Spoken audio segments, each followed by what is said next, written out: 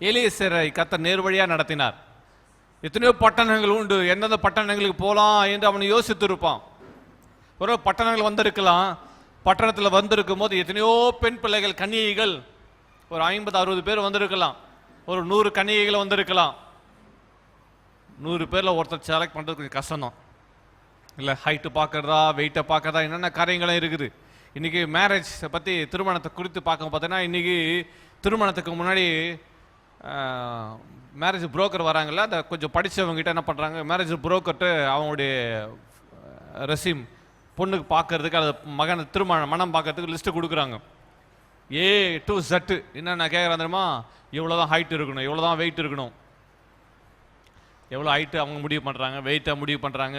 Education இது இருக்கணும், இவ்வளோ சம்பாதிக்கணும், கார் இருக்கணும், எல்லாம் ஏலேருந்து ABCD. என்ன தெரியுமா உங்களுக்கு? ஏபிசிலாம் தெரியுமா உங்களுக்கு? அதை கேள்விப்பட்டுக்கிறீங்களா? கேள்விப்பட்டதில்ல. ஏயுடைய பின்னணி என்ன, பீனுடைய பின்னணி என்ன இது பார்க்கும்போது அந்த காரியங்களை கேட்டால் நம்ம விதயமே இந்த ஸ்தம்பிச்சு நின்றுடும். வானான்னு நினைக்கிறேன் இல்லை? இன்றைக்கு நீங்கள் நானும் கர்த்தருடைய ஆலோசனைப்படி நடத்து, கர்த்தருடைய ஆலோசனையின்படி நம்முடைய வாழ்க்கை துணை தேர்ந்தெடுக்கிறோமா, அல்லது நம்முடைய யோசனையின்படி? இன்னைக்கு உலகம் அது அப்படி தான் நடக்குது. நான் சொல்ல விரும்பல. பி பியூட்டி,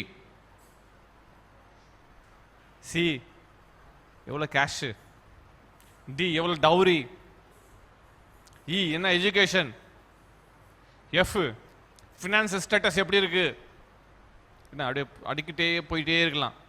கர்த்தருடைய வார்த்தை ரொம்ப அழகாய் சொல்லிருக்கு பாருங்க. உமது ஆலோசனைப்படி நீர் என்னை நடத்தி. ஆமா, கர்த்தருடைய ஆலோசனைப்படி நடக்கும்போது கர்த்தர் என்ன செஞ்சாரா? நேர்வழியாய், எல்லாம் சொல்லுங்க, நேர்வழியாய் நடத்தி வந்த கர்த்தருடைய ஆபிரகாமின் தேவனாய் கர்த்தருக்கு ஸ்தோத்திரம். நேர்வழியாய் நடத்துகிறார். ஒரு ஆமென்.